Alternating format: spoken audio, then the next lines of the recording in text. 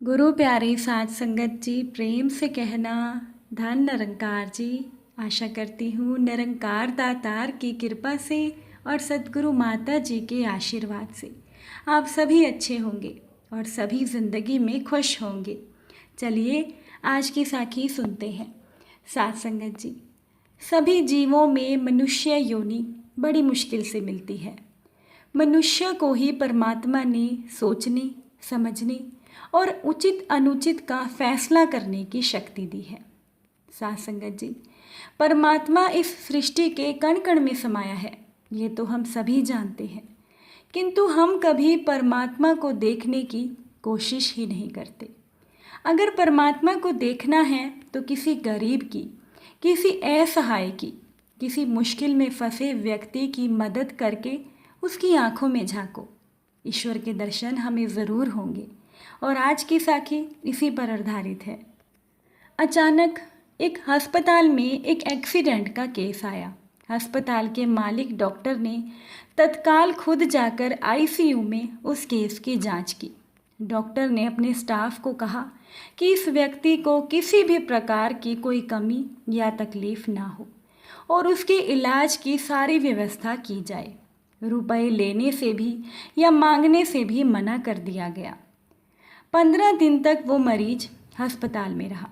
जब वो मरीज बिल्कुल ठीक हो गया तो उसको डिस्चार्ज करने का दिन आया और उस मरीज का बिल अस्पताल के मालिक डॉक्टर के टेबल पर आया। डॉक्टर ने अपने अकाउंट मैनेजर को बुलाकर कहा कि इस व्यक्ति से एक भी पैसा नहीं लेना है। अब अकाउंट मैनेजर ने कहा कि डॉक्टर साहब, इस व्यक्ति का बिल 3 लाख रुपए का है, अगर हम नहीं लेंगे तो कैसे काम चलेगा। डॉक्टर ने कहा कि चाहे बिल 10 लाख का ही क्यों ना हो, हमें इस मरीज से एक भी पैसा नहीं लेना है।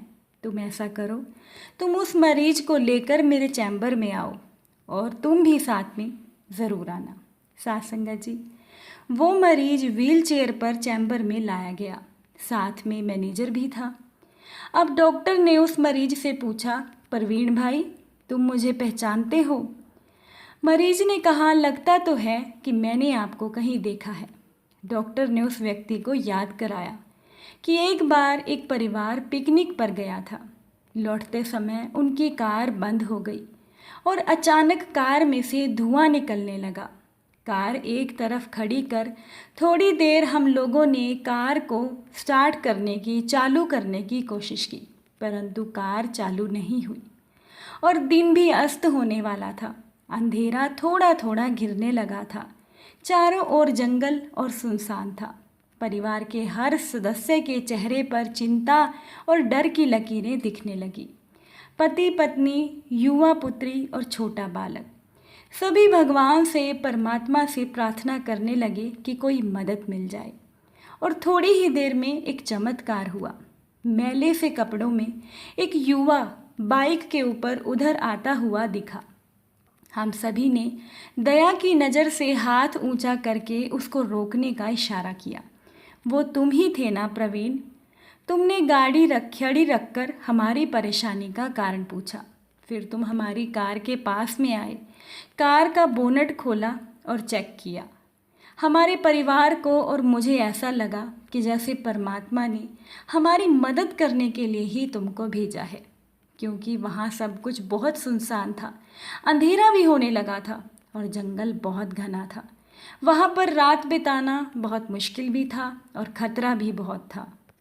तुमने हमारी कार चालू कर दी और हम सबके चेहरे पर खुशी की लहर दौड़ आई। जब मैंने जेब से अपना पर्स निकाला और तुमसे कहा कि भाई, सबसे पहले तो तुम्हारा बहुत बहुत धन्यवाद। रुपए पास में होते हुए भी ऐसे मुश्किल में हमें कोई मदद नहीं मिल रही थी। तुमने इतने मुश्किल समय में हमारी मदद की और इस मदद की कीमत कोई नहीं है। ये मदद तो अमूल्य है। फिर भी मैं पूछना चाहता हूँ कि बताओ, मैं इसके कितने पैसे दूँ? उस समय प्रवीण, तुमने मुझसे हाथ जोड़कर कहा और तुमने जो मुझसे जो शब्द कहे वो शब्द मेरे जीवन की प्रेरणा बन गए। तुमने कहा था कि मेरा नियम और सिद्धांत है कि मैं मुश्किल में पड़े व्यक्ति की मदद के बदले कभी पैसे नहीं लेता। मैं मुश्किल में पड़े हुए लोगों से कभी भी मजदूरी नहीं लेता और मेरी इस मजदूरी का हिसाब परमात्मा रखता है।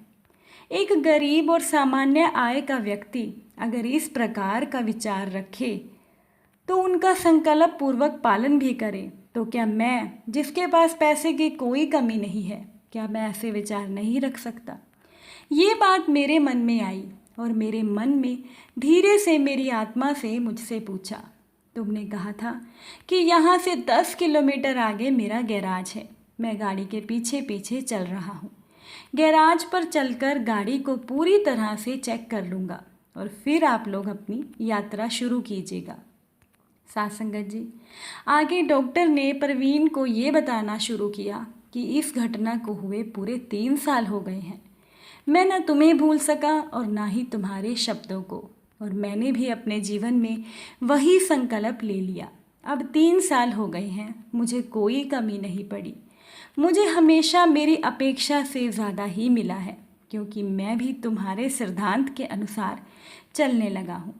और एक बात मैंने सीखी है, बड़ा दिल तो गरीब और सामान्य लोगों का ही होता है। उस समय मेरी तकलीफ़ को देखकर तुम चाहे जितने पैसे मांग सकते थे, परंतु तुमने तो पैसे की बात ही नहीं की। पहले कार चालू की और फिर भी कुछ भी नहीं लिया। अब ये अस्पताल मेरा है और तुम यहाँ मेरे मेहमान बनकर आए हो। मैं तुम्हारे पास से कुछ भी नहीं ले सकता। परवीन ने कहा कि डॉक्टर साहब, आपका जो खर्चा हुआ है वो तो ले लो। डॉक्टर ने कहा कि मैंने अपना परिचय कार्ड तुम्हें उस समय नहीं दिया था, क्योंकि तुम्हारे शब्दों ने मेरी अंतरात्मा को जगा दिया। मैं परमात्मा से प्रार्थना करता था कि जिसने मुझे इतनी बड़ी प्रेरणा दी है, उस व्यक्ति का कर्ज चुकाने का मौका कभी तो मुझे मिले। और आज ऐसा मौका आया है कि मैं तुम्हारा कर्ज चुका पाया। और अब मैं भी अस्पताल में आए हुए ऐसे संकट में पड़े लोगों से कुछ भी नहीं लेता हूँ। ये ऊपर वाले ने तुम्हारी मजदूरी का हिसाब रखा और वो मजदूरी का हिसाब आज उसने चुका दिया। मेरी मजदूरी का हिसाब भी ऊपर वाला रखेगा और कभी भी जब मुझे ज़रूरत होगी वो ज़रूर चुका देगा। साथ संगत जी, अकाउंट मैनेजर ने डॉक्टर से कहा कि शिक्षा पाने के लिए ज़रूरी नहीं कि हमेशा अध्यापक की ही ज़रूरत हो। एक सामान्य व्यक्ति भी हमारे जीवन के लिए एक बड़ी शिक्षा और प्रेरणा दे सकता है।